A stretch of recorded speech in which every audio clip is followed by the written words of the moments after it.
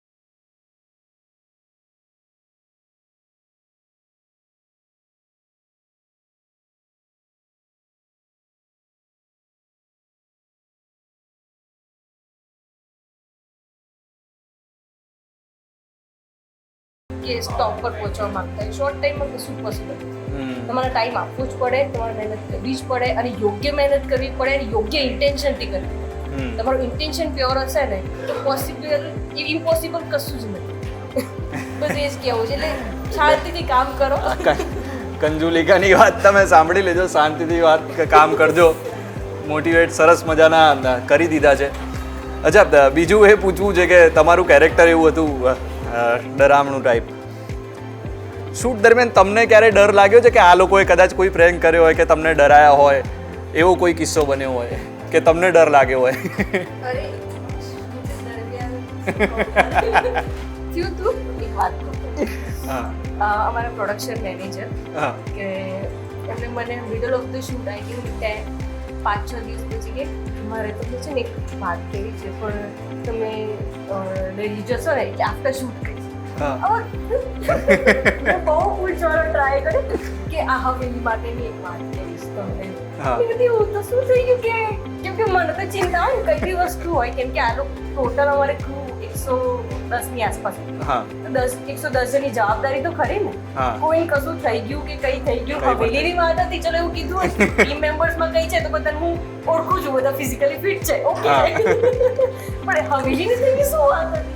તો 2-3 દિવસ સુધી આખી જે મારો પ્રોડક્શન ટીમ વાળા કઈ કહે જ નહીં, હા. કઈ કહે જ નહીં. અને પછી શું કે તમે જો ને નીચે અમારો 2 માળની હવેલી છે, તો અંદરના રૂમમાં એ સાઈડ જવા ના દેતા કોઈ. હા મેં કીધું અંદરથી એવું તો શું છે કે આ લોકો આવું. પછી તો મને આમ થોડોક ટાઈમ મળે તો આમ ડોક્યુ કરી આવી. મેં કીધું હોતું છે કે અહીં આ લોકો જવાની ના પાડે, તો મેં વસ્તી તો કરું. મેં કીધું સાપનો ડર કાઢી. નથી. અને ખરેખર સાપનું જ હતું કે ઉંદેડા અંદર?